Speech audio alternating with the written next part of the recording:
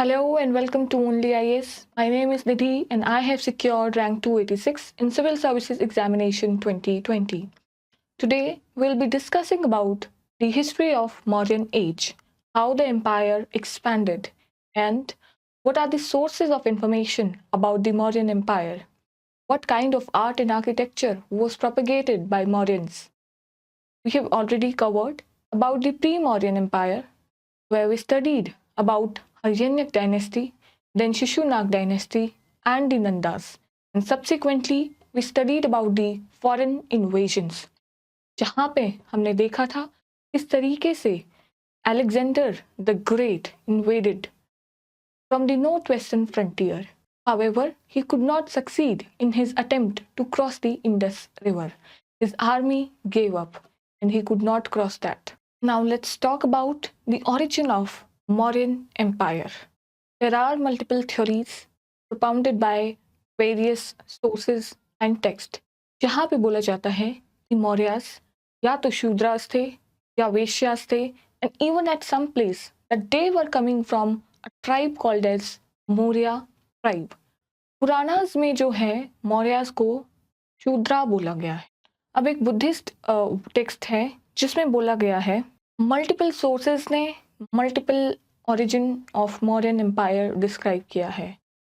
इसी में एक सोर्स है जस्टिन. जस्टिन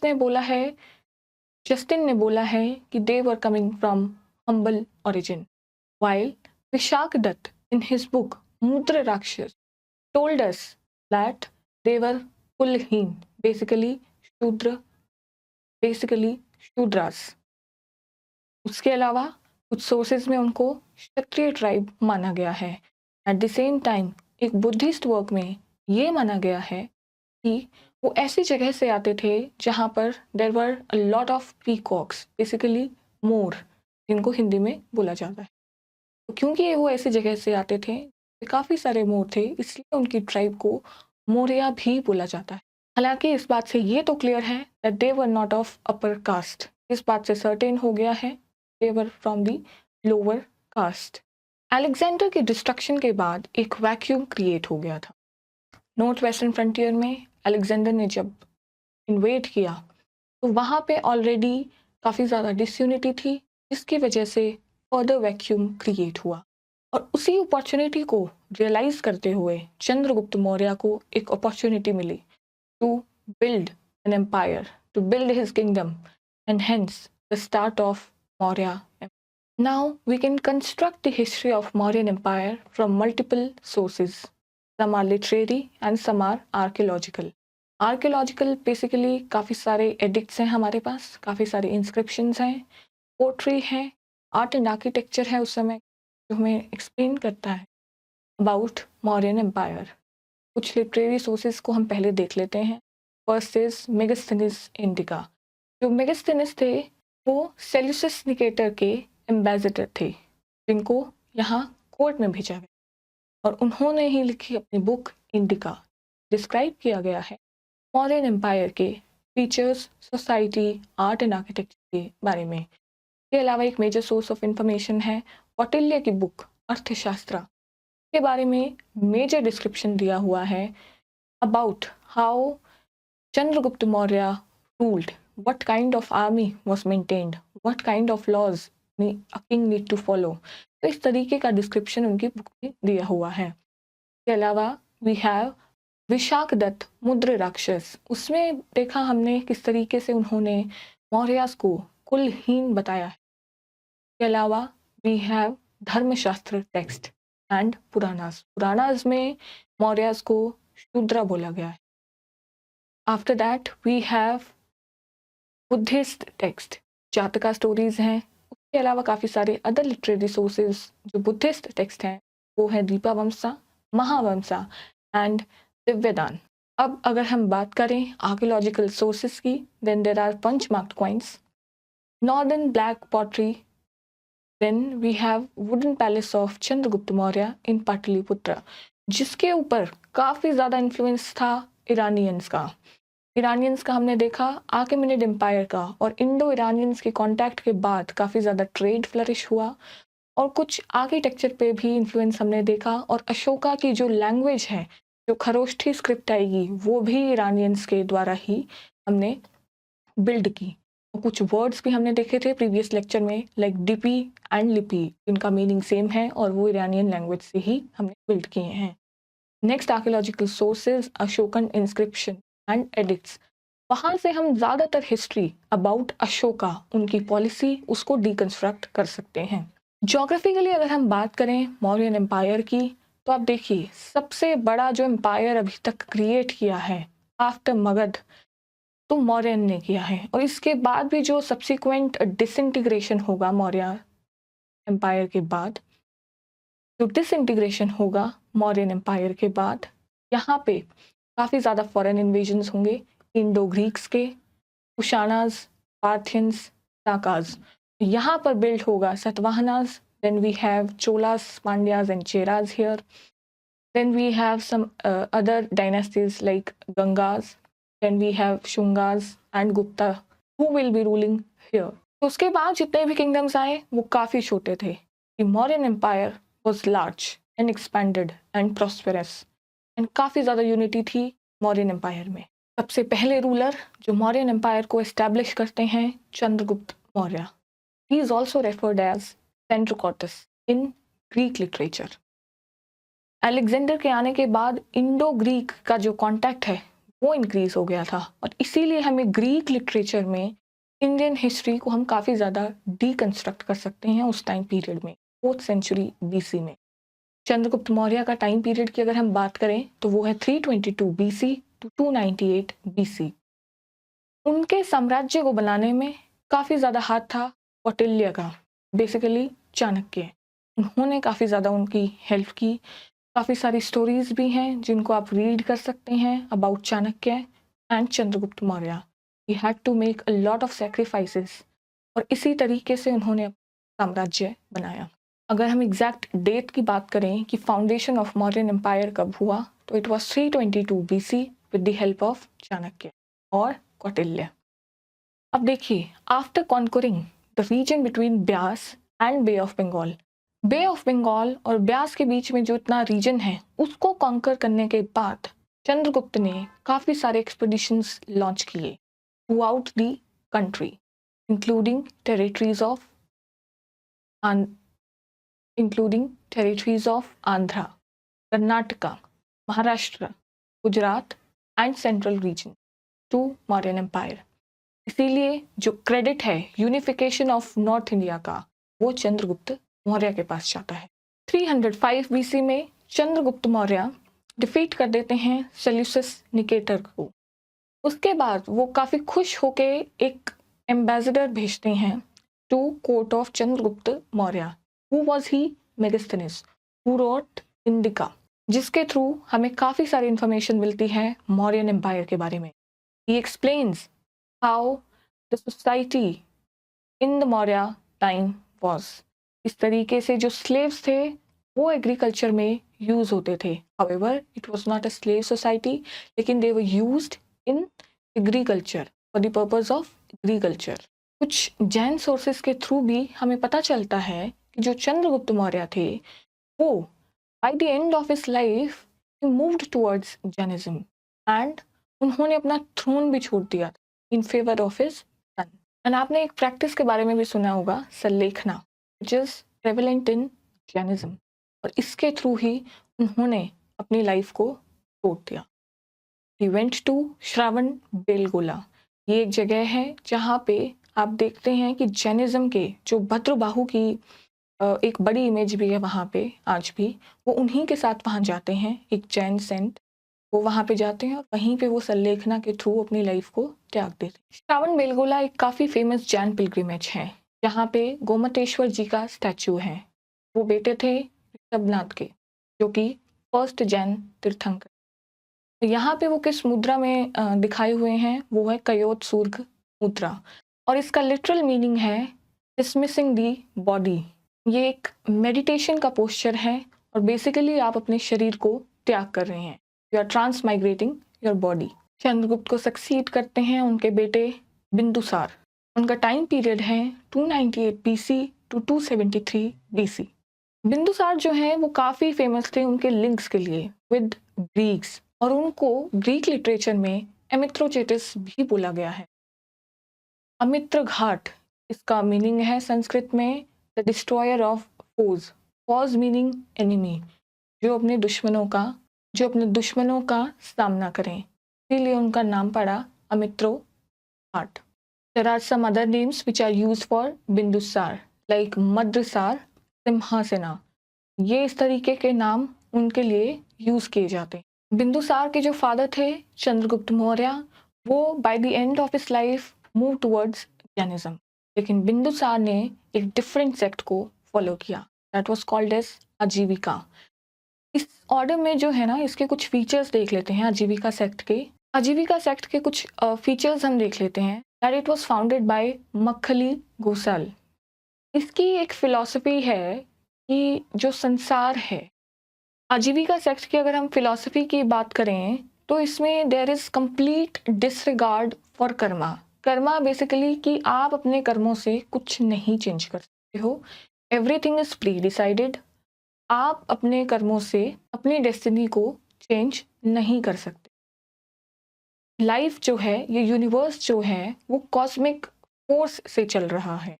कॉस्मिक फोर्स की अगर हम बात करें, बेसिकली नियति से आपकी जो डेस्टिनी है उसी से सब चल रहा है। Everything is pre determined, you can not change anything. तो these are some basic features of Ajivika sect. Bindusara के ग्रीक्स के साथ साथ सीरिया में भी अच्छे खासे रिलेशंस थे। He maintained good relations with Antiochus one, the Seleucid king of Syria. उन्होंने, एंटोचियस ने अपने एक एम्बेसडर को भी भेजा बिंदुसार की कोर्ट में, डेमाचस। बिंदुसार ने एंटोचियस को रिक्वेस्ट किया उनको कुछ स्वीट वाइन, ड्राइड फिग्स और एक सोफिस्ट। सोफिस्ट की अगर हम बात करें, अगर आपका PSI और ऑप्शनल है तो आपको पता होगा that they were running behind money and power. They were basically teachers, and it was contested by Socrates and Plato, who said that you have to find the knowledge, you have to find the true knowledge rather than illusion of knowledge. तो इस तरीके से, क्योंकि sophist obviously they were not an item of export, तो कोई भी philosopher जो है वहां से नहीं भेजा गया था। एक बुद्धिस्ट मॉन्क हैं तारानाथ, वो बिंदुसार को डिस्क्राइब करते हैं conqueror of the land between two seas. Two seas कौन से, अब यहाँ पे बात हो रही है bay of Bengal and Arabian sea. तो उन्होंने उनको नाम दिया है conqueror of the land between two seas. तो बिंदुसार के बेटे थे अशोका। अब उनके बारे में अगर हम थोड़ी सी बात करें, एक टेक्स्ट है बुद्धिस्ट टेक्स्ट दिव्यदान, उसमें उनके बारे में मेंशन किया गया है। एक तक्षशिला में एक रिवोल्ट हुआ था जो कि अशोका ने सप्रेस कर दिया।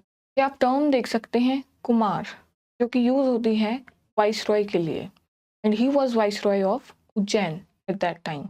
और उन्होंने उस रिवोल्ट को जो कि तक्षशिला में हो रहा था उसको सप्रेस किया। Now let's talk about Ashoka the great.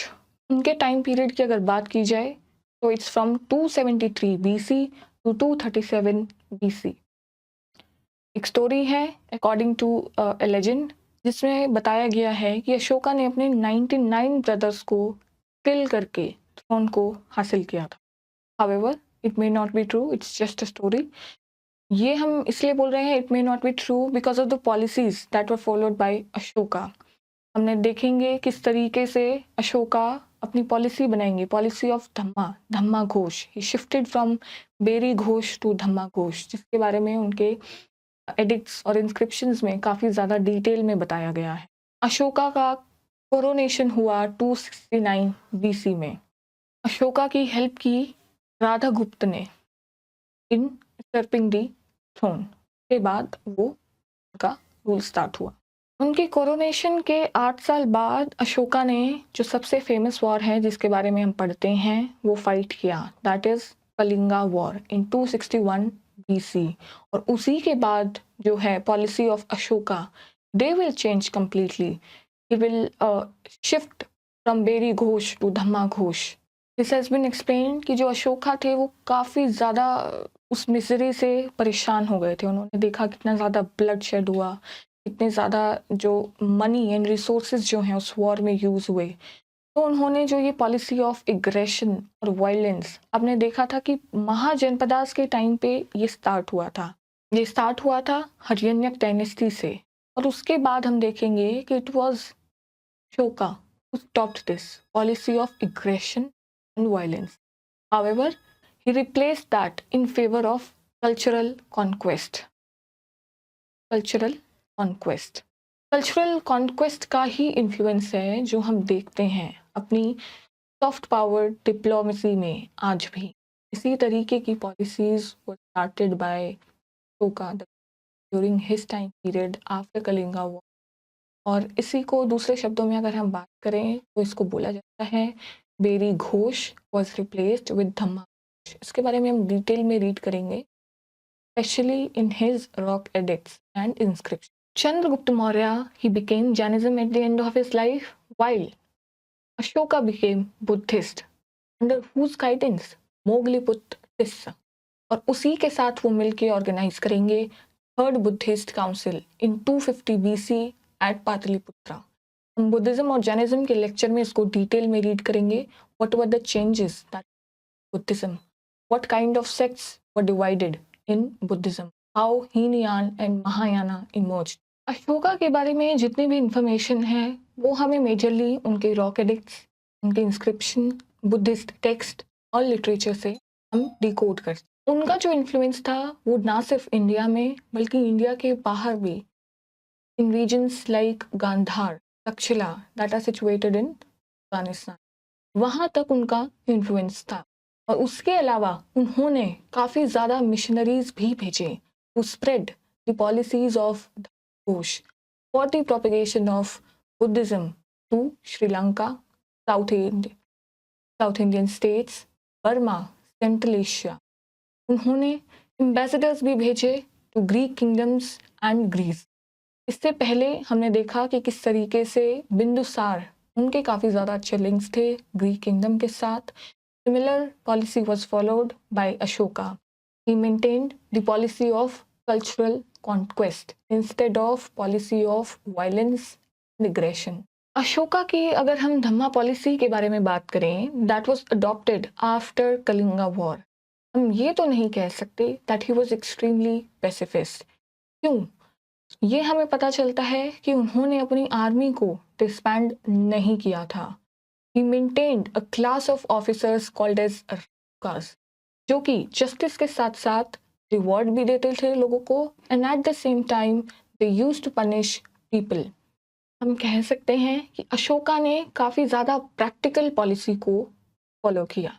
उन्होंने कलिंगा को वापस नहीं दिया, instead he retained that Kalinga in his own kingdom. और कलिंगा वॉर के बाद ही उन्होंने बुद्धिज्म को काफ़ी ज़्यादा एम्ब्रेस किया, उसी को प्रोपेगेट किया, और उसी के चलते हुए उन्होंने मिशनरीज को भेजा और बहुत सारे लैंड ग्रांट्स भी दिए टू बुद्धिस्ट मॉन्क्स। काफ़ी सारे गिफ्ट्स दिए उन्होंने बुद्धिस्ट को। उसके अलावा उन्होंने खुद भी बुद्धिज्म पिलग्रिमेज के अलावा he undertook various pilgrimages to Buddhist shrines. क्योंकि काफ़ी सारे रॉक एडिक्ट्स और इंस्क्रिप्शन हम देख रहे हैं अशोका के टाइम पे, तो लैंग्वेज का भी और स्क्रिप्ट्स का भी काफ़ी ज़्यादा डेवलपमेंट हुआ। अगर लैंग्वेज की तरफ हम देखें, मेजरली कौन कौन सी लैंग्वेजेस जो सेट हुई, उनमें हम कह सकते हैं ब्राह्मी, प्राकृत। और अगर स्क्रिप्ट्स की बात करें तो खरोष्ठी स्क्रिप्ट है, तो खरोष्ठी स्क्रिप्ट है। लैंग्वेजेस की अगर हम बात करें तो हैं प्राकृत, पाली। और अगर स्क्रिप्ट्स की हम बात करें तो Brahmi, Kharosthi and Greek script, जो कि काफ़ी ज़्यादा प्रोपेगेट हुई अशोका के समय पे। अशोका के टाइम पे जो है इंटायर सब कॉन्टिनेंट वो एक सिंगल कंट्रोल के अंदर आ गया था, एक्सेप्ट एक्सट्रीम साउथ। वो आपने शुरू में मैप में देखा भी था कि जो extreme south that was not a. Ashoka के टाइम पे मौर्यन एम्पायर को 5 मेजर प्रोविंसेस में डिवाइड किया। सबसे पहला प्रोविंस है उत्तरपथ, जो कि तक्षशिला में लोकेटेड था। दूसरा है अवंती राष्ट्र, जो कि उज्जैन में located. Ujjain meaning central India में, प्रेजेंट डे एमपी, वहाँ पे ये लोकेटेड है।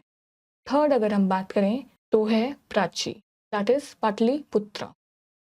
Next is Kalinga which is also known as Tosali. Then we have Dakshinapatha, इसकी कैपिटल थी सुवर्णगिरी। मौर्यन इकोनॉमी का जो डिस्क्रिप्शन है वो हमें मेजरली कौटिल्य की अर्थशास्त्र से हमें मिलता है। And he also explains about the well-developed system of taxation there in the Mauryan Empire. And we can say that it constitutes a landmark in the system of development of taxation. Kautilya अपनी book में काफ़ी सारे taxes का नाम mention करते हैं जो कि लिवाई किए जाते हैं from peasants, artisans and traders. अब इतना एक्सट्रीम और well developed system of taxation होगा तो उसके लिए हम एक मशीनरी भी चाहिए, एक एडमिनिस्ट्रेशन भी चाहिए। एक वास्ट एडमिनिस्ट्रेटिव मशीनरी जो है वो बिल्ड की गई थी by the Mauryan empire for assessment, storage and collection. यहाँ पे मैं आपको बता दूं, there are two important officers, Sannidhata and Samaharta. Sannidhata किसके लिए रिस्पॉन्सिबल है? He was the chief custodian of state treasurer. Basically, he looked after the state treasurer. और समहारता जो हैं, he was the highest officer in charge of assessment. क्योंकि हम taxation की बात कर रहे हैं तो कुछ बेसिक रीजंस होंगे कि टैक्सेशन जो है वो इतना ज़्यादा था। टैक्सेशन इंक्रीज हुआ है तो वहाँ पे ट्रेड हो रहा। ट्रेड के पीछे भी कुछ बेसिक रीजंस जो हैं, वहाँ पे iron tools similar to Vedic phase, later Vedic phase, and it was the same in Magadh empire. तो इन आयरन टूल्स की वजह से एग्रीकल्चर जो है काफ़ी ज़्यादा एक्सपैंड कर गया था, एग्रीकल्चर प्रोडक्शन इंक्रीज हो गया और एग्रीकल्चरल लैंड जो है इंक्रीज हो गई थी। क्योंकि अशोका ने जो काफ़ी सारी पॉलिसीज अपनाई थी अपने टाइम पीरियड में, उन्होंने नई नई लैंड को एक्वायर कर लिया था for the purpose of cultivation. और इरिगेशन फैसिलिटीज़ जो हैं वो भी काफ़ी डेवलप हो गई, उनके ऊपर भी काफ़ी टैक्सेशन लगाया जाता था apart from the taxation reduce. Kautilya की अर्थशास्त्र और कुछ जैनिज्म टेक्स्ट में फेमाइन के बारे में भी जिक्र किया गया है और दो इंस्क्रिप्शंस भी हैं जो हमें एक्सप्लेन करती हैं किस तरीके से रिलीफ वर्क किया गया था ड्यूरिंग दी फेमाइन। उनके नाम आप देख लीजिए, वो है सोहगुरा कॉपर इंस्क्रिप्शन एंड महास्थाना इंस्क्रिप्शन। देखिए काफ़ी ज़्यादा इंपॉर्टेंट है पॉइंट ऑफ व्यू। तो आप ऐसा करिए कि सारी की सारी जो इंस्क्रिप्शंस हैं which we will be studying in the later lectures, जो अभी तक हम ऑलरेडी कर चुके हैं, एक पेज पे उनके नोट्स बना लीजिए और उन सबको राइट डाउन कर और उनको रिवाइज करते रहिए, otherwise you can forget them. As we discussed, जो भी कमोडिटीज़ आती थी मार्केट में और उस टाउन में, उनके ऊपर भी टैक्सेशन लगाया जाता, नॉर्मल टैक्सेशन रेट ही लगाया जाता था, ज़्यादा हायर साइड पे नहीं था। It varied from 1/4 to 1/6। Crown land को सीता बोला जाता था।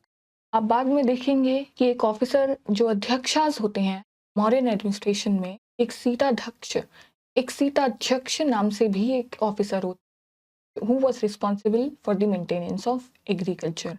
और वहीं से ये वर्ड आता है सीता। सीता किसके लिए यूज़ होता है? क्राउन लैंड के लिए। मौर्यन एडमिनिस्ट्रेशन में काफ़ी ज़्यादा स्ट्रिक्ट लीगल और पीनल सिस्टम डेवलप किया गया। इवन डेथ पेनल्टी भी दी जाती थी टू टैक्स इवेडर्स। जो भी लोग टैक्स इवेड करते थे उनके ऊपर डेथ पेनल्टी लगाई जाती थी अपार्ट फ्रॉम हीनियस। महाजनपदास के टाइम पे हमने देखा था पंच मार्क्ड कॉइन्स का origin, and they were the ones and these same coins were continued during the Mauryan Empire. Punch marked coins ज़्यादातर सिल्वर से बने हुए होते थे। कुशाणास के टाइम पे इंट्रोडक्शन होगा गोल्ड कॉइन्स का, इससे पहले सिल्वर, कॉपर ही ज़्यादातर यूज़ होता है। और अगर हम बात करें लेड की तो वो सतवाहन यूज़ होगा।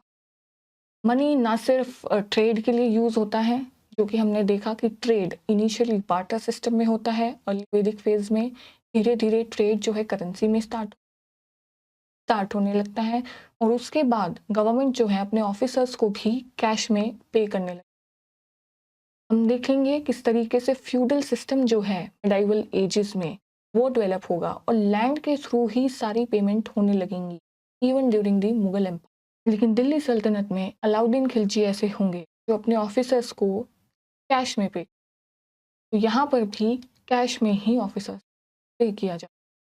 सैलरीज जो हैं किस रेंज में थी वो भी देख लेते हैं, 48,000 पाना टू 60 पाना। अब यहाँ पे जो है panas is the unit of value, basically money की जो वैल्यू है वो पनाज में मेजर की जाती है।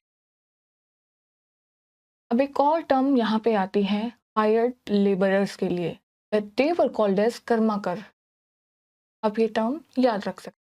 स्टेट अपनी मोनोपोली क्रिएट कर ले, माइनिंग में भी, forest, salt, sale of liquor, manufacturing of arms and metallurgy. State अब मोनोपोली क्रिएट क्यों करती हैं, इसके पीछे एक बेसिक सा रीज़न अगर आप देखें कि स्टेट का कंट्रोल इतना ज़्यादा एब्सोल्यूटिज्म की तरफ क्यों जा रहा है। स्टेट मोनोपोली की अगर हम बात करें तो हम देख सकते हैं कि there is assertion of royal absolutism, it was seen in modern creation and how the social was controlling the policy of the modern। का बेसिक रीजन क्या है कि स्टेट इतना ज़्यादा कंट्रोल चाह क्यों रही है।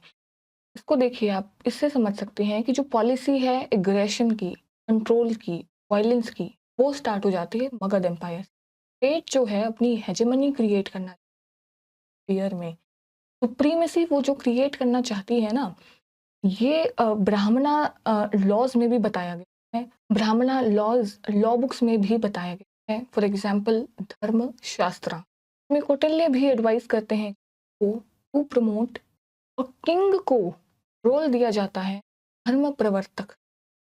इसी तरीके के रोल जो हैं किंग्स अज्यूम करते हैं, इसी तरीके के टाइटल्स भी किंग्स जो हैं वो अज्यूम करते हैं।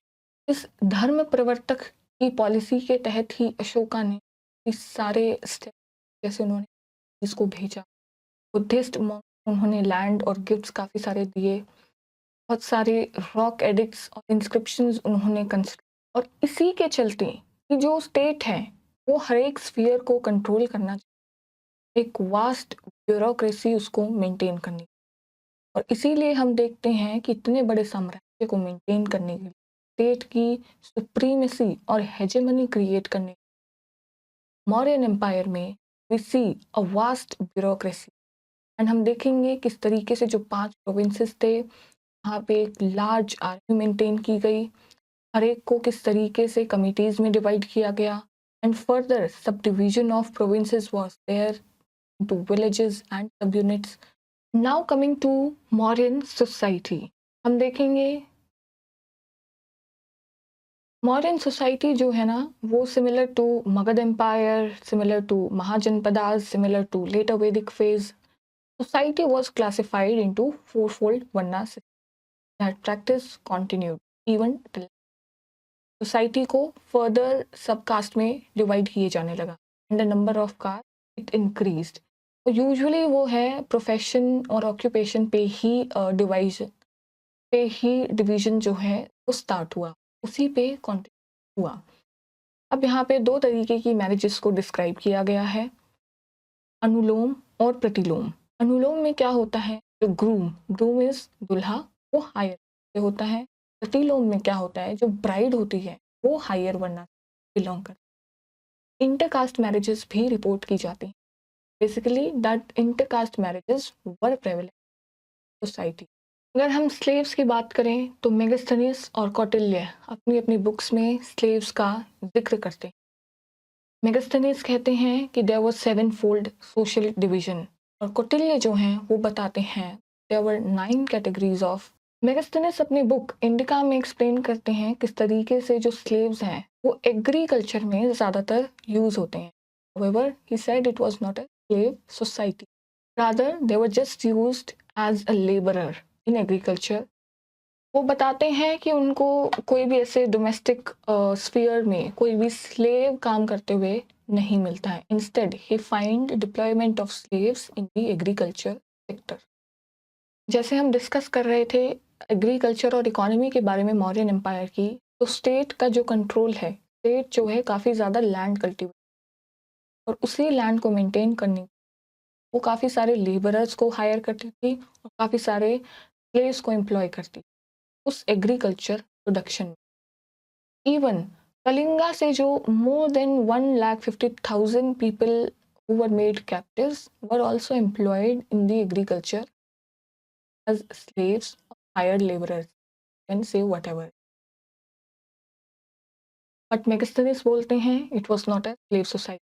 इस तरीके से जो स्लेव्स काम करते थे इजिप्ट और रोम में, वो सिमिलर काम यहाँ पे शूद्रास के द्वारा किया जाता, वो काम शूद्रास के द्वारा किया जाता। ज़्यादातर आर्टिसंस आप देख सकते हैं कि वो शूद्रास ही थे and they were not paid equally, और उनसे फोर्स्ड लेबर भी कराया जाता था। वो बोला जाता है विष्टि। फोर्स्ड लेबर को क्या टर्म दी जाती है? That is called as Vishti. Jataka tales की अगर हम बात माने तो उसमें काफ़ी अनटचेबल्स का जो स्टेटस है वो काफ़ी डिक्लाइन कर गया था। अनटचेबल्स के लिए काफ़ी सारे टर्म्स यूज़ किए गए हैं, जैसे चांडाला, निषाद, चबर, and they were treated inhumanly. Women का जो पोजीशन है वो भी काफ़ी ज़्यादा डिटीरियोरेट कर गया।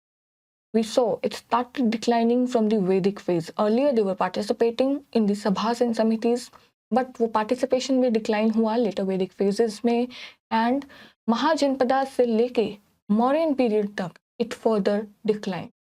विडो रीमैरिज जो है वो भी स्टॉप कर गई। इवन सती वॉज प्रेवलेंट, जो कि अलेक्जेंडर के अकाउंट में हमें देखने को मिलता है।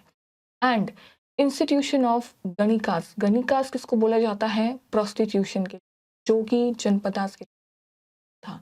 It also expanded during the Mauryan empire. Now let's discuss about Mauryan administration. Mauryan empire जो है वो 5 प्रोविंस में डिवाइडेड था: उत्तरपथ, अवंतीपथ, प्रचयपथ, दक्षिणपथ एंड मगध। हर एक प्रोविंस की कैपिटल को 6 कमिटीज के द्वारा रूल किया जाता।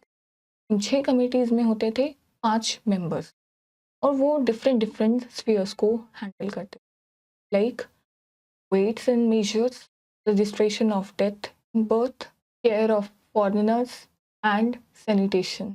तो इस तरीके से वेरियस काम को वो कमिटीज हैंडल करती थी। एक कमेटी में 5 मेंबर। अब अगर हम बात करें तो मौर्यस के पास काफ़ी बड़ी आर्मी थी और उनके पास नेवी भी थी।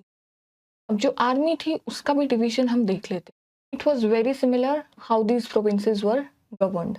उसमें भी एक 30 मेंबर का बोर्ड होता था, जो कि 6 कमिटीज में डिवाइडेड होता और हर एक में 5 मेंबर्स होते थे।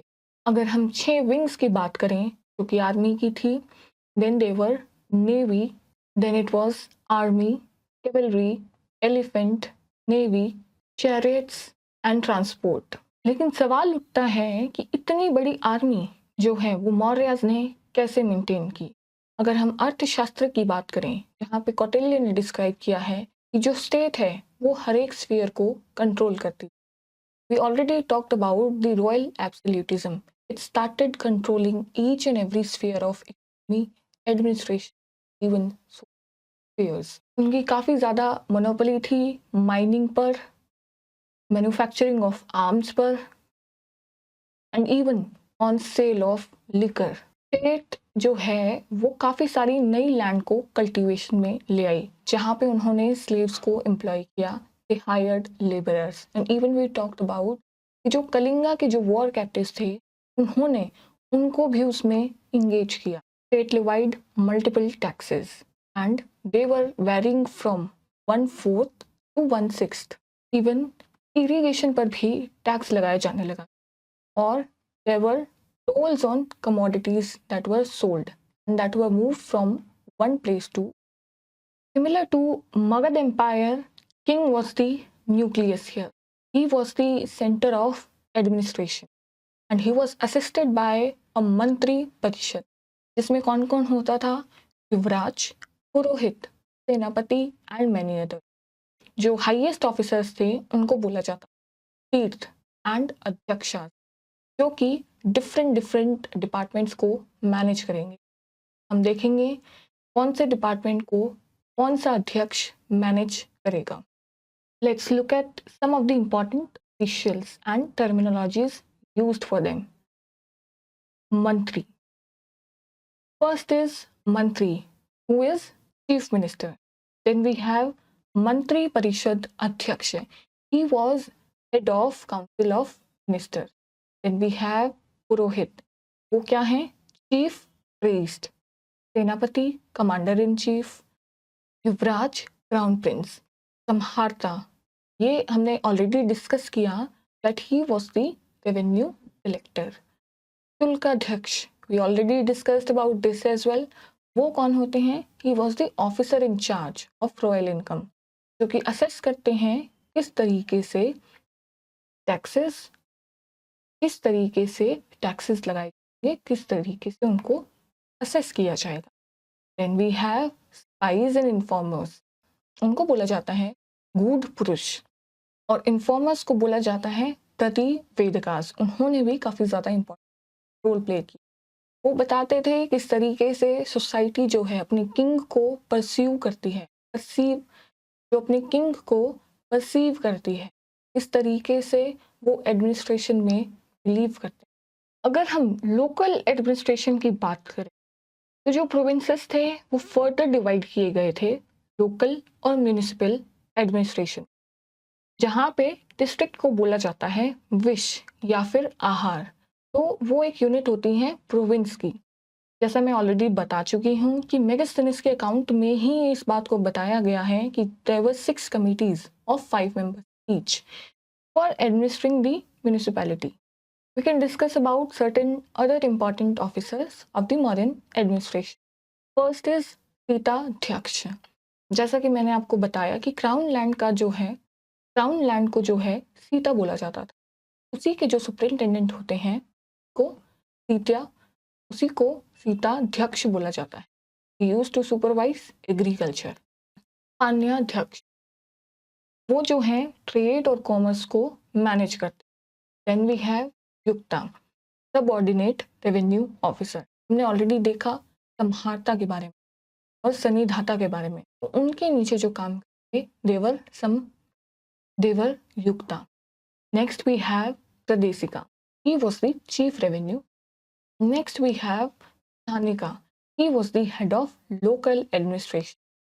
वो लोकल लेवल की जो एडमिनिस्ट्रेशन है, जो कि विस और आहार जिसको नाम दिया गया डिस्ट्रिक्ट्स को, उनको जो है स्थानिका मेंटेन करते. और ये किसके अंडर काम करते थे? प्रदेशिका के. प्रदेशिका क्या है? Chief revenue officer. Next we have Rajukas. Rajukas के बारे में हमने ऑलरेडी डिस्कस किया that they were also concerned with the rewards and punishment in the time का. They were revenue settlement. Next we have Samastadhyaksha. He was the superintendent of market. Market को कौन maintain करता था? समस्त अध्यक्ष. समस्त से आप याद रखें, समस्त मीनिंग एवरीथिंग. कहाँ पे होगा? मार्केट में. He was the superintendent of market. Then we have weights and measure के superintendent who was known as Pautava Adhyaksha. Then Nav Adhyaksha, nav meaning boat, so he was the superintendent of ships. Next we have Shulkadhyaksha. Basically shulk meaning toll के collector थे शुल्काध्यक्ष. अगर हम village level officers की बात करें तो में है ग्रामिका और ग्राम प्रधान. जो ग्रामिका हैं वो हेड ऑफ विलेज हैं, वो एक तरीके की इलेक्टेड बॉडी होती. लेकिन ग्राम प्रधान सिमिलर टू पंचायत, जिसमें कि विलेज एल्डर्स होते थे टू सेटल डिस्प्यूट. अब यहाँ पे एक इम्पॉर्टेंट फीचर है Mauryan administration. There is this Sudarshan Lake in Girnar Hill of Gujarat. It was constructed during the reign of Chandragupta. There are 2 important ports under Mauryan administration. One is Tamralipti, जो कि बंगाल में है, Tamluk in Midnapur district, and there is Bharuch, or also known as Berighat or Roch in the west. ये गुजरात में situated. काफ़ी ज़्यादा huge army और navy maintain की जाती थी, जिसमें कि ऑल दी 4 वर्नास वुड सर्व. अब अगर हम कौटिल्य की सप्तांग थ्योरी के बारे में बात करें तो उसके 7 एलिमेंट्स जो हैं, raja the king, mitra basically friend, then we have durg meaning court, amatya meaning secretary, then we have janapada called as territory, then kosh, kosh meaning treasure, के बाद है sena which is army. These are the 7 elements जो कि एक स्टेट को कंपोज करते हैं। Also talked about in Portelia's Saptang theory. Now let's discuss about the Mauryan art and architecture. Mauryan art has been divided into two parts. One is court art and another is popular art.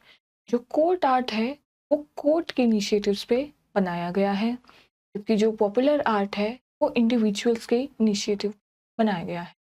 If we talk about court art, then it includes palaces, pillars and stupas. Popular art की अगर हम बात करें, it includes caves, pottery, then it includes caves, pottery and sculpture. Court art की अगर description दी जाए तो इसका मतलब है कि कोई भी आर्किटेक्चरल वर्क किसी भी फॉर्म में, पिलर, स्तूपा और palace, it could be in any form, that was commission by the Mauryan rulers for political और रिलीजियस रीजंस। उसके लिए कोई भी रीज़न हो सकता है और उसी को हम बोलते हैं मौर्यन कोर्ट आर्ट। अगर हम पैलेसेस की बात करें मौर्यन एम्पायर के टाइम, तो मेगास्थनीज जो कि ग्रीक हिस्टोरियन है, उन्होंने डिस्क्राइब किया है as one of the greatest creations of. जबकि हम देखेंगे कि जो उनके पैलेस थे was made of wood and it got influenced from Iranian Achaemenid Empire. Even Chinese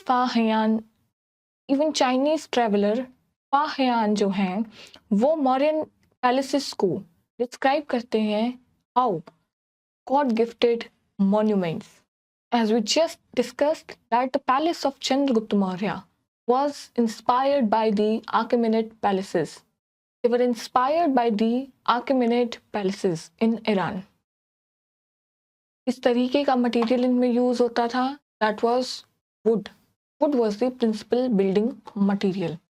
examples अगर हम देखें then it is Mauryan capital at Pataliputra, Ashoka's palace at Kumrahar and Chandragupta Maurya. Now let's discuss about the Ashokan pillars, जो कि यूजुअली बने होते थे sandstone से। They were made up of Chunar sandstone and they were the symbol of state. उनका काफ़ी ज़्यादा सिग्निफिकेंस इन मौर्यन एम्पायर हमें देखने को मिलता है। यूजुअली वो किस लिए बनाए जाते थे? To spread the Dhamma policy of Ashoka, which we will discuss later in this coming lecture. का मेन ऑब्जेक्टिव क्या था कि वो बुद्धिस्ट आइडियोलॉजी जो उन्होंने प्रोपेगेट करने की कोशिश की है इनके थ्रू, और कोर्ट ऑर्डर्स भी उन्हीं अशोकन एडिक्ट्स में दिए जाते थे in the entire Mauryan empire which spreaded even in Afghanistan. Gandhar और तक्षशिला तक जो हैं अशोकन एडिक्ट्स जो हमें देखने को मिलते हैं, और मल्टीपल स्क्रिप्ट्स जो हैं उसमें हमें देखने को मिलती हैं, लाइक ब्राह्मी, खरोष्ठी, ये सारे स्क्रिप्ट्स जो हैं हमें उसमें देखने को मिलते हैं। अगर लैंग्वेजेस की बात करें तो पाली और प्राकृत लैंग्वेज जो है काफ़ी ज़्यादा डेवलप हुई, और उसके अलावा ग्रीक और अरेमिक लैंग्वेज में भी काफ़ी सारे रॉक एडिक्ट्स पर और इंस्क्रिप्शंस पर डिस्क्रिप्शन दिया हुआ है। अब जो सबसे इम्पॉर्टेंट पार्ट था मौर्यन आर्किटेक्चर का, दैट वाज मौर्यन पिलर। जो मौर्यन पिलर है वो 4 पार्ट से बना हुआ है। एक है शाफ्ट, एक है capital, then we have abacus, then we have capital figure. This is usually the capital figure. अब जो शाफ्ट है वो उसका बेस बनाता है, वो यूजुअली स्टोन के एक सिंगल पीस से बना होता है। इसी तरीके के पिलर्स हमें दूसरे एम्पायर्स में भी देखने को मिलेंगे, अकेमेनिड एम्पायर में, लेकिन वो क्या हैं, पार्ट बाय पार्ट बनाए। लेकिन मौर्यन एम्पायर में जो पिलर्स होते हैं they were constructed from a single stone, single piece of stone से उन पिलर्स को बनाया गया है। अब उस शाफ्ट के ऊपर देखिए, जो ये शाफ्ट, ये जो बड़ा पूरा रहेगा इसको हम शाफ्ट बोलते हैं। उस शाफ्ट के ऊपर एक कैपिटल है, वो कुछ भी हो सकती है, either it could be lotus shaped और it could be bell shaped. इसी कैपिटल के ऊपर एक सर्कुलर या रेक्टेंगुलर बेस हो सकता है, उसको हम बोलते हैं एबिकस। जैसे यहाँ पे circular base, then there is this capital figure जो कि पिलर्स में यूज की गई है। यूजुअली वो फिगर्स क्या होती हैं, एनिमल्स यूजुअली उसको सिंबलाइज करते हैं। It could be anything, bull, lion और एलिफेंट। जैसे हमारे इंडियन एम्बलम में लायन जो है वो कैपिटल फिगर है। So before moving on to rock pillar edicts of Ashoka, we have to read briefly about the Dhamma policy of Ashoka. Ashoka एक Buddhist थे जो उन्होंने आफ्टर कलिंगा वॉर अडॉप्ट किया ये बुद्धिज्म। तो उन्होंने उसको प्रमोट करने के लिए काफ़ी सारे प्रिंसिपल्स भी दिए in the form of Dhamma policy. और इन प्रिंसिपल्स ऑफ मोरालिटी को बोला जाता है धम्मा। तो जो 4 मेजर प्रिंसिपल्स हैं इस धम्मा के, they were tolerance, non violence, good conduct and welfare. अब ये गुड कंडक्ट क्या है? It could be obeying parents, it could be obeying elders, respecting Brahmanas. And जो अशोका ने जो पॉलिसी फॉलो की थी धम्मा पॉलिसी, उसमें रिचुअल्स और सेक्रीफाइसेस को भी काफ़ी ज़्यादा मना कर दिया, that you don't have to do this. के अलावा you don't have to kill animals and birds, उस प्रैक्टिस को भी स्टॉप कर दिया गया। आप देखेंगे कि this would become one of the reasons for the decline of Maurya empire. Later on जो ब्राह्मणास हैं उनकी सुप्रीमेसी को काफ़ी हर्ट हुआ, और जो बाद के जो किंगडम्स हैं वो ब्राह्मणास होते हैं जैसे Satavahanas, and it ultimately led to the decline of Mauryan empire. अब एक नए ऑफिसर जो हैं वो यहाँ पे बनाए जाते हैं, धम्मा महामात्रा, जो कि प्रमोशन ऑफ धम्मा के लिए बनाए गए। अशोका अपनी डॉटर को भेजते हैं Sri Lanka for conversion of women in Sri Lanka to Buddhism. And who was she? She was Sanghamitra. Sanghamitra को वो श्रीलंका भेजते हैं, इसलिए कन्वर्जन के लिए। Ashoka's Dhamma can not be regarded as sectarian faith. उन्हों उनकी पॉलिसीज़ को हम एक सेक्टेरियन फेथ का नाम नहीं दे सकते हैं, क्योंकि जो उनकी टीचिंग्स थी वो काफ़ी ज़्यादा टॉलरेंट बिहेवियर को सिंबलाइज करती। हम देखेंगे कि उन्होंने किसी भी एडिक्ट में या इंस्क्रिप्शन में इस तरीके की कोई बात नहीं जिसमें उन्होंने या ब्राह्मणास की सुप्रीमेसी को हर्ट करें या किसी और ऑर्डर की या किसी और सेक्ट की। ही रिस्पेक्टेड एवरीवन, और उन्होंने इसी सेम पॉलिसी को फॉलो किया है अपने सभी इंस्क्रिप्शंस में, सभी रॉक एडिक्ट। अशोकन एडिक्ट्स और इंस्क्रिप्शन की अगर हम बात करें तो they are the most important source of the history of Mauryan period. Depending upon their size they are categorized as major and minor rock edicts and major and minor pillar edicts. तो काफ़ी सारी जगहों पे हमें इनके बारे में पता चलता है, like Meerut, Topra, Kaushambi, Sanchi, Sarnath, Lauriya Nandangarh, Lauriya Araraj, Rampur and Lumbini, and in and around the Ganga valley. आप इस मैप की हेल्प से देख सकते हैं कि कहाँ कहाँ पर ये सिचुएटेड हैं जो रॉक एडिक्ट्स हैं अशोका के। इवन जो हमारा इंडियन एम्बलम है, जो नेशनल एम्बलम है, वो भी अशोका के सारनाथ पिलर से ही उठाया। अशोका का जो नाम है वो काफ़ी सारे माइनर रॉक एडिक्ट्स पर ही मिलता है हमें, नॉट रॉक एडिक्ट्स। इसके ऊपर यूपीएससी ने सवाल भी पूछा था, कौन सी जगह पर अशोका का एज अशोका लिखा गया है। इसलिए be careful while reading all these fact and try to memorize these. He was the first king to speak to people directly through inscriptions. वो अपने इंस्क्रिप्शंस के थ्रू ही लोगों से बात करते। वो अपने ऑर्डर्स, अपनी पॉलिसी, किस तरीके का वो सोशल ऑर्डर मेंटेन करना चाहते हैं, उन्होंने अपने विजन को इन पिलर्स के थ्रू बताया है। जो लैंग्वेज की, जैसे हम ऑलरेडी डिस्कस कर चुके हैं, प्राकृत लैंग्वेज ज़्यादातर यूज़ होती थी। अगर स्क्रिप्ट की अगर हम बात करें तो खरोश की स्क्रिप्ट जो है इसमें यूज़ की गई। और जो इंस्क्रिप्शंस हैं मानशहरा और शाहबाजगढ़ी में पाकिस्तान में, वो प्राकृत लैंग्वेज, लेकिन स्क्रिप्ट जो है वो Kharoshthi script.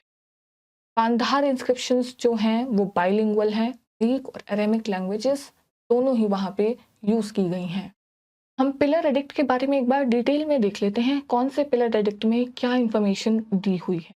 First pillar edict में Ashoka's principle of protection of people, इसके बारे में बात की कि किस तरीके से वो लोगों को प्रोटेक्ट करेंगे किस तरीके से उनको किस तरीके की सर्विसेज देंगे, ये सब अशोका के first pillar. Second pillar edict में उन्होंने धम्मा को डिफाइन किया है। कैसे? Minimum of since many virtues. Basically आपको अपने जो पाप हैं उनको कम करना है, अपनी जो वैल्यूज हैं, कंपैशन, लिबरलिटी, ट्रूथफुलनेस, प्योरिटी, इन सबको आपको बढ़ाना है। और इसी के बारे में पिलर एडिक्ट सेकंड में बताया गया। थर्ड पिलर एडिक्ट में उन्होंने बोला है कि जो पाप हैं जैसे हार्शनेस, क्रुएल्टी, गुस्सा, प्राइड, ईगो, इस तरीके के जो सिंस हैं उनको आपको अबॉलिश करना है, उनको आपको खत्म करना है। और फोर्थ एडिक्ट में उन्होंने राजुकास की ड्यूटी बताई है। Rajukas we saw they were responsible for delivery of justice, they were responsible for rewards and punishments. Fifth pillar edict में उन्होंने एक लिस्ट दी है एनिमल्स और बर्ड्स की जो कि किल नहीं करने हैं ऑन पर्टिकुलर डेज, और कुछ लिस्ट ऑफ एनिमल्स हैं जो बिल्कुल भी किल नहीं करने हैं। इट मीन्स कि उनकी जो पॉलिसी हम बात कर रहे थे कि pacifist policy, that was not extremely pacifist, however he maintained a very practical policy कि उन्होंने आर्मी को मेंटेन रखा। उन्होंने बोला कि आप एनिमल्स को किल तो कर सकते हो but not on certain days. Sixth pillar edict में धम्मा पॉलिसी के बारे में तो दिस बिकम्स वेरी इंपॉर्टेंट कि आपको याद रखना है कि कौन से पिलर एडिक्ट में धम्मा पॉलिसी के बारे में बताया गया है। सेवेंथ पिलर एडिक्ट में अशोका के जो काम हैं फॉर धम्मा पॉलिसी उनके बारे में डिस्क्रिप्शन है। Now if we talk about minor pillar inscription, there is this one Rummindei pillar inscription. इसमें एक्सप्लेन किया जाता है अशोका की visit to Lumbini and exemption of Lumbini from tax. वहाँ पे वो टैक्स फ्री उस लैंड को बना देते हैं। Then we have Nigali Sagar pillar inscription, ये है नेपाल में। यहाँ पे बताया जाता है कि किस तरीके से कौन कामना स्तूपा की जो साइज है वो किस तरीके से वो इंक्रीज करते हैं अशोका उस स्तूपा की। अब अगर हम बात करें मेजर पिलर इंस्क्रिप्शंस की तो these are the major 7 pillar inscription. First is Sarnath lion capital, और इसी में लायन को एज अ कैपिटल यूज किया गया है। और ये कहाँ पर है? ये है वाराणसी में। आप मैप में देख सकते हैं कि it was built by Ashoka for what? In commemoration of धर्म चक्र प्रवर्तन और the first sermon of Buddha. हमने देखा कि जब बुद्धा का जो फर्स्ट सर्मन है जहाँ पे उन्होंने दिया सारनाथ, तो उस इवेंट को क्या बोला जाता है? धर्म चक्र प्रवर्तन, और इसी को यहीं पे सिग्निफाई किया जाता है इस पिलर इंस्क्रिप्शन के through. Next we have Vaishali pillar जो है बिहार में। यहाँ पे सिंगल लायन उसकी कैपिटल है और कोई भी इंस्क्रिप्शन यहाँ पर नहीं दिया हुआ है। Next we have Sankisa pillar, ये कहाँ पर सिचुएटेड है? ये है यूपी में, और जो कैपिटल है यहाँ पे वो है elephant. Then we have Lauriya Nandangarh, और ये सिचुएटेड है चंपारण बिहार में। यहाँ पे भी कैपिटल है लायन, बुल। यहाँ की जो कैपिटल है वो है bull. Then we have Lauriya अटारक, it's situated in Champaran Bihar. Next we have Allahabad pillar, it's situated in UP.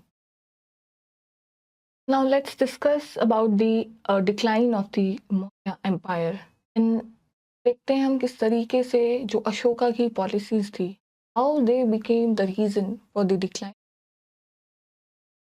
One of them was the over tolerant non-violent attitude. इसकी वजह से क्या हुआ कि जो ब्राह्मणास थे, जो उनकी सुप्रीमेसी थी, वो काफ़ी ज़्यादा डिक्लाइन कर गई। अशोका की धम्मा पॉलिसी में बताया गया है कि आप रिचुअल्स और सैक्रिफाइसेस नहीं ज़्यादा perform. was more of anti-ritualistic, even though it has asked to respect brahmanas, लेकिन जो रिचुअल्स और सैक्रिफाइसेस का जो सिग्निफिकेंस था वो काफ़ी कम हो गया था। तो अल्टीमेटली जो ब्राह्मणास की सुप्रीमेसी है वो यहाँ पर तो कम हो गई, लेकिन in and around there were other kingdoms that were emerging like Shungas, Kanvas, Satavahanas, जो कि ब्राह्मणास थे, and they were performing Vedic sacrifices. And ultimately, what happened? These kingdoms came to supremacy in their respective regions. और क्योंकि अशोका ने बुद्धिज्म की तरफ अपना रुख कर लिया था, और बुद्धिस्ट मॉन्क्स को काफ़ी सारे लैंड ग्रांट्स वो देने लग गए थे। तो काफ़ी ज़्यादा लैंड ग्रांट्स की वजह से भी फाइनेंशियल क्राइसिस वहाँ पे आया। और फाइनेंशियल क्राइसिस की जो दूसरी वजह थी, वो था उनकी promotion of his Dhamma mission. उन्होंने काफ़ी सारे मिशनरीज और एम्बेसडर्स भेजे to Sri Lanka, to Greek, to many other states, जिसकी वजह से एक फाइनेंशियल क्राइसिस की जो सिचुएशन वो वहाँ पर इमर्ज। और इसी ओवर टॉलरेंट और नॉन वायलेंट एटीट्यूड की वजह से जो आर्मी का एक स्पिरिट होता है ना, फाइटिंग स्पिरिट, वो भी काफ़ी डिक्लाइन कर गया था। तो this became one of the reason कि मौर्यन एम्पायर का डिसइंटीग्रेशन हुआ। और हमने देखा कि ब्यूरोक्रेसी इतनी ज़्यादा डेवलप हो गई थी और king was the centre of power. तो ओवर सेंट्रलाइजेशन की वजह से भी और कम्बरसम ब्यूरोक्रेसी जो कि कैश में उनको पे किया जाता था, it further resulted into financial crisis. काफ़ी हैवी टैक्सेशन था। वी सॉ 1/4 से 1/6 और ऑन ऑलमोस्ट एवरी एक्टिविटी। आपने देखा था कि इरिगेशन एक्टिविटीज़ पे भी टैक्स था, इवन टोल्स थे, मर्चेंडाइज गुड्स पे, हर चीज़ पे जो है टैक्सेशन वहाँ पे लगाया गया था। तो इन सब कारणों की वजह से फाइनेंशियल क्राइसिस हुआ। फाइनेंशियल क्राइसिस की वजह से स्टेट जो है वो सर्वाइव करना डिफ़िकल्ट हो गई। और क्योंकि अशोका के बाद से जो है इनकॉम्पिटेंट रूलर्स काफ़ी सारे थे, जिनकी वजह से फर्दर डिक्लाइन हुआ मौर्यन एम्पायर का। इसके अलावा next reason is foreign invasion. We will see after the decline of Maurya empire, वहाँ से काफ़ी सारे जो रूलर्स हैं लाइक साकास, पार्थियंस, तो वो यहाँ पे आते हैं। इसकी वजह से फर्दर डिक्लाइन, तो नॉर्थ वेस्टर्न फ्रंटियर का डिक्लाइन, नॉर्थ वेस्टर्न फ्रंटियर का जो है निगलेक्ट हो गया था काफ़ी ज़्यादा। शुरू शुरू में जो है ये रिस्पॉन्सिबिलिटी अशोका के पास थी, तो उनके समय पे तो काफ़ी अच्छा, रूल था वहाँ पे। लेकिन उसके बाद जो रूलर्स थे, जो नॉर्थ वेस्टर्न फ्रंटियर में रूल कर रहे थे, उनके पास उतनी कॉम्पिटेंसी नहीं थी। तो फर्दर ये जो है डिक्लाइन हुआ। और एक मेजर रीज़न जो है वो बताया जाता है construction of great wall of, how it influenced. ये कंस्ट्रक्ट की गई थी शी हुआंग टी के द्वारा। तो जब ग्रीक्स एक्सपैंड कर रहे थे ना, तब उनका एक जो स्फीयर है, क्योंकि वो चाइना की तरफ भी जा सकते थे, तो वो जो है बंद हो गया। अल्टीमेटली सिथियंस जो है एक्सपैंड कर रहे थे। सिथियंस जो है इंडो बैक्ट्रियन रीजन और ग्रीक रीजन में जो भी फिर रूलर्स और किंगडम्स थे, उन्होंने अपना जो रुख है वो इंडिया की तरफ कर लिया। तो फिर पार्थियंस, साकाज और ग्रीक्स वो इंडिया की तरफ आ गए और नॉर्थ वेस्टर्न फ्रंटियर को उन्होंने ऑक्यूपाई किया। एज वी सॉ अशोका की एज वी सॉ अशोका की एज वी सॉ अशोका की डेथ के बाद इन 232 बीसी मौर्यन एम्परर्स जो भी रहे काफ़ी incompetent and oppress, they were very incompetent. तो जो पुष्यमित्रा शुंगा थे, वो एक मौर्यन आर्मी के कमांडर थे। तो उन्होंने लास्ट मौर्यन एम्परर को मार दिया। He was Brihadratha and he founded Shunga dynasty in 187 BC। और जो ब्राह्मण्स थे, who were annoyed by Ashoka for banning rituals, they also started supporting Pushyamitra Shunga, जो कि एक ब्राह्मण, and hence Pushyamitra Shunga overthrew Mauryan king and he established Shunga dynasty, which we will study about in post-Mauryan period. हम देखेंगे उस lecture में किस तरीके से काफ़ी सारे जो इन्वेडर्स हैं, फॉरेन इन्वेडर्स, वो आते हैं नॉर्थ वेस्टर्न फ्रंटियर से, और मौर्यन एम्पायर का जो डिसइंटीग्रेशन होता है into multiple kingdoms and chiefdoms के बारे में हम रीड करेंगे। You will and the lecture here.